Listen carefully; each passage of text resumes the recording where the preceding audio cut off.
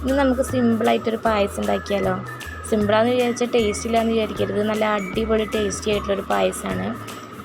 നമ്മളത് നാളികേരപ്പാലിലാണ് ഉണ്ടാക്കുന്നത്. അതിൻ്റെ 1-ാം പാലും 2-ാം പാലും സെപ്പറേറ്റ് ചെയ്ത് മാറ്റി വയ്ക്കുക. എന്നിട്ട് ഒരു കുക്കർ എടുക്കുക, അതിലേക്ക് ചെറുപയർ ഇട്ട് കൊടുക്കുക. അത് നന്നായിട്ട് കഴുകിയെടുക്കണം. കഴുകി അതിലത്തെ വെള്ളമൊക്കെ കളഞ്ഞതിന് ശേഷം നമ്മളതൊന്ന് ചെറുതായിട്ടൊന്ന് റോസ്റ്റ് ചെയ്തെടുക്കണം. നമ്മൾ കഴുകിയ വെള്ളമൊക്കെ ഒന്ന് വറ്റി ചെറുതായിട്ടൊന്ന് റോസ്റ്റായി വരുന്ന വരെ ഇളക്കിക്കൊണ്ടേ ഇരിക്കണം. പിന്നെ നമ്മതിൽ ചെറുപയർ മാത്രമല്ല, കുറച്ച് പൊടിയരി കൂടി എടുക്കുന്നുണ്ട്. ഇത് രണ്ടും വെച്ചാണ് ഈ പായസം നമ്മൾ ഉണ്ടാക്കുന്നത്. നല്ല അടിപൊളി പായസമാണ്. പൊടിയരി നന്നായിട്ട് കഴുകിയതിന് ശേഷം നമ്മൾ റോസ്റ്റ് ചെയ്ത് വെച്ചിട്ടുള്ള ചെറുപയറിലേക്ക് ഇതിട്ട് കൊടുക്കുക. അതിന് ശേഷം വെള്ളത്തിലല്ല, 2-ാം പാലിലാണ് നമ്മളിത് വേവിച്ചെടുക്കുന്നത്. 2-ാം പാൽ ഒഴിച്ച് കുക്കർ അടച്ച് വെച്ചിട്ട് ഒരു 5-6 വിസിലടിക്കുന്നത് വരെ വേവിച്ചെടുക്കണം. അതിന് ശേഷം ശർക്കര എടുക്കുക. ഒരു 4-5 അച്ച് ശർക്കര വരെ എടുക്കുക. എന്നിട്ടത് തിളപ്പിച്ച് അതിലെ കല്ലൊക്കെ അരിച്ച് മാറ്റി വെക്കണം. ഒരു 5-6 വിസിലടിക്കുമ്പോഴത്തേനും നമ്മുടെ ചെറുപയറും പൊടിയരിയും കൂടി നന്നായിട്ട് വെന്തിട്ടുണ്ടാവും. അതിലേക്ക് നമ്മൾ അരിച്ച് വെച്ചിട്ടുള്ള ശർക്കര പാനി ഒഴിച്ച് കൊടുക്കുക. അതിലെ കട്ടകളൊക്കെ ഒന്ന് ഉടച്ച് മാറ്റിയെടുക്കണം.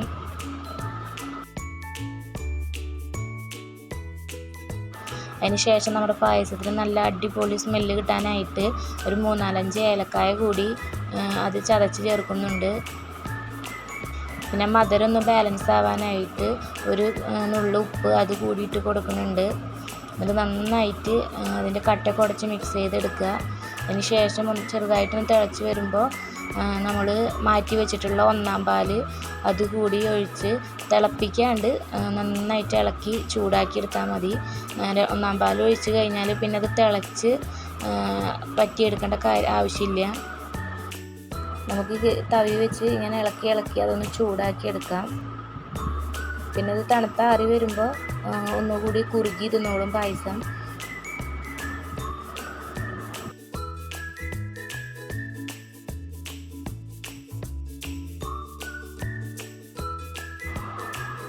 ചൂടായതിന് ശേഷം നമുക്ക് സ്റ്റൗ ഓഫ് ചെയ്യാം.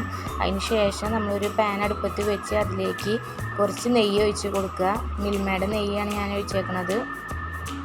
അതൊഴിച്ച് അതിലേക്ക് കുറച്ച് നാളികേര കൊത്തുകൂടി ഇട്ട് നന്നായിട്ട് റോസ്റ്റ് ചെയ്തെടുക്കണം. ചെറുതാക്കി അരിഞ്ഞിട്ടുള്ള നാളികേര കൊത്താണ്. നന്നായിട്ട് റോസ്റ്റ് ചെയ്തെടുക്കുക.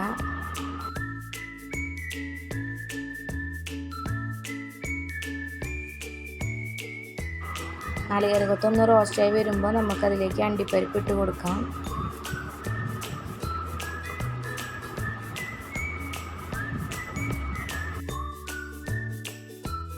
അതിന് ശേഷം കുറച്ച് മുന്തിരി കൂടിയിട്ട് വറവ് നമുക്ക് നമ്മുടെ പായസത്തിലേക്ക് ഒഴിച്ച് കൊടുക്കാം.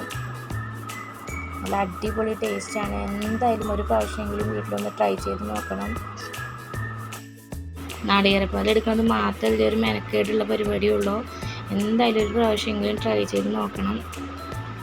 പിന്നെ വീഡിയോ ഇഷ്ടപ്പെട്ടാൽ ലൈക്ക് ചെയ്യാനും ഷെയർ ചെയ്യാനും സബ്സ്ക്രൈബ് ചെയ്യാനും മറക്കല്ലേ.